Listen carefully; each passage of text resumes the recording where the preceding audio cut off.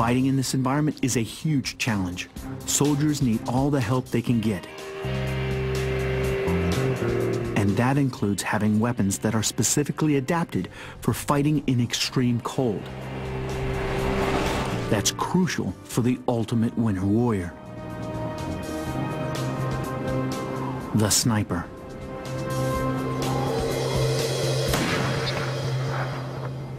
The key to it is understanding the cold weather. Weapon consultant Frank Fletcher is a former sniper with the British Army's Parachute Regiment. The human body is pretty tough. Even at sub-zero temperatures, you can still operate. It's particularly tough as a sniper because you've got to spend long periods keeping still. But snipers are historically extremely effective in cold environments, and they can actually do a lot of damage. One sniper can change the whole dynamic of the battlefield, particularly in Arctic conditions. But to be effective at their job, they need a reliable sniper system. Accuracy International, based in England, has developed a weapon for the Sub-Zero sniper. The Arctic Warfare Super Magnum.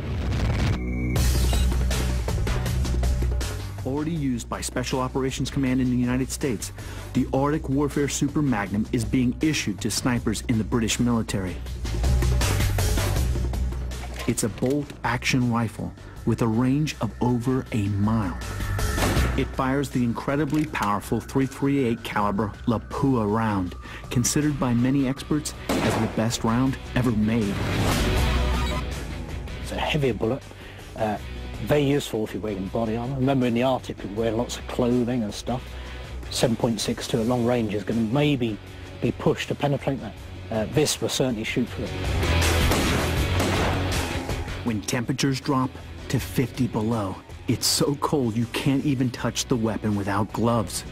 They even designed a trigger housing large enough to fit a gloved finger. But the most innovative part is in the design of the bolt. This is a typical bolt from a standard rifle. As you can see, it's fairly smooth and it's designed to lock tight inside the rifle. You're going to get a build-up of ice and snow on here, and it's going to freeze. Because they are these flat surfaces, the two pieces are really close to freezing together almost. That's it, and there's no leverage to break the bolt open to manipulate it. Okay, so how did you solve that problem? Okay, well, I'll show you. I'll illustrate it by this. Okay, there you go. Let's see if the grooves cut in.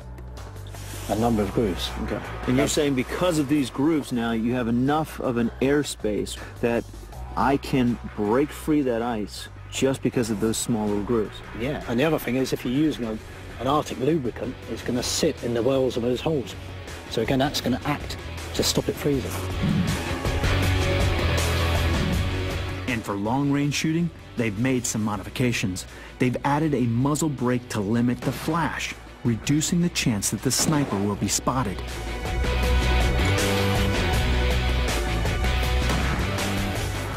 A sniper's job isn't easy at the best of times, but operating in the Arctic has its own unique challenges.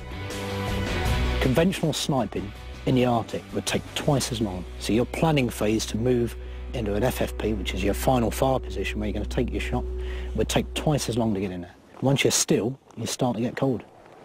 Judging the winds, elevation, temperature, the bullet drop, all that stuff, you're pushing it to the extreme in Arctic temperatures. Very hard taking that shot when you're sitting there shaking, which invariably happens, isn't it? Very hard, isn't it? It's very hard. For winter warfare snipers that need to be able to count on a weapon to drop their target in one shot, the Arctic Warfare Super Magnum is a rifle designed to do that job.